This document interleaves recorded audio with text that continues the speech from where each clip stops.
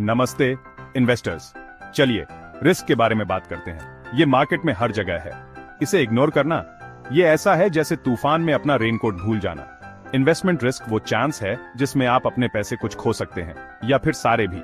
डरावना लग रहा है ना, पर घबराइए मत। रिस्क को समझना ही उसे मैनेज करने का पहला कदम है।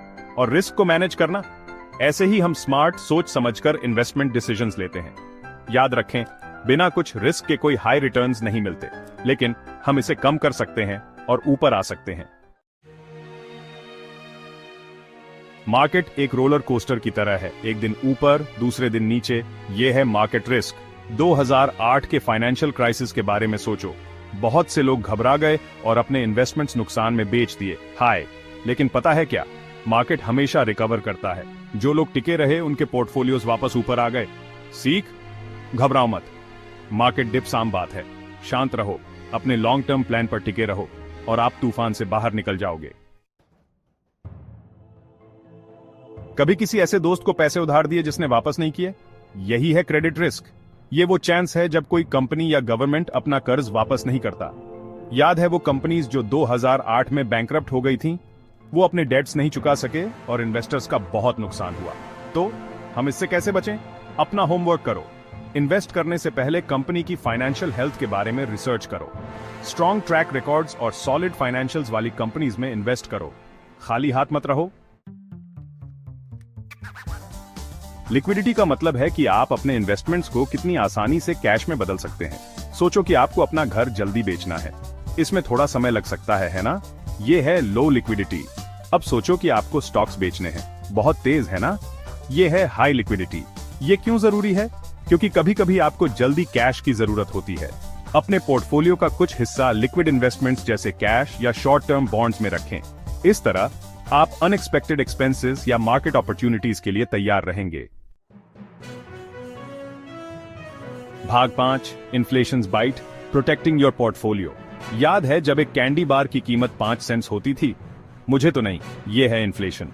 ये समय के साथ आपके पैसे की खरीदारी की ताकत को कम कर देता है। अगर आपके इन्वेस्टमेंट्स इन्फ्लेशन से तेजी से नहीं बायाच रहे हैं तो आप असल में पैसे गंवा रहे हैं। तो हम इन्फ्लेशन को कैसे हराएं? उन एसेट्स में इन्वेस्ट करें जो इसे पीछे छोड़ दें। सोचो स्टॉक्स, रियल एस्टेट या इन्फ्लेशन प्रोटेक्टेड बॉन्ड्स के बारे में। ये लॉन्ग टर्म में इन्फ्लेशन से तेजी से बढ़ते हैं।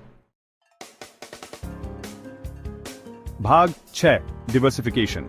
Don't put all your eggs in one basket. कभी ये कहावत सुनी है कि सारे अंडे एक ही टोकरी में मत रखो। ये इन्वेस्टिंग के लिए भी सच है। डिवर्सिफिकेशन का मतलब है अपने पैसे को अलग अलग एसेट्स में फैलाना। सिर्फ एक ही कंपनी, एक ही इंडस्ट्री या एक ही कंट्री में इन्वेस्ट मत करो। इसे एक बैलेंस्ड ब्रेकफास्ट की तरह समझो। स्वस्थ रहने के लिए आपको अलग अलग तरह के इन्वेस्टमेंट्स की जरूरत होती है।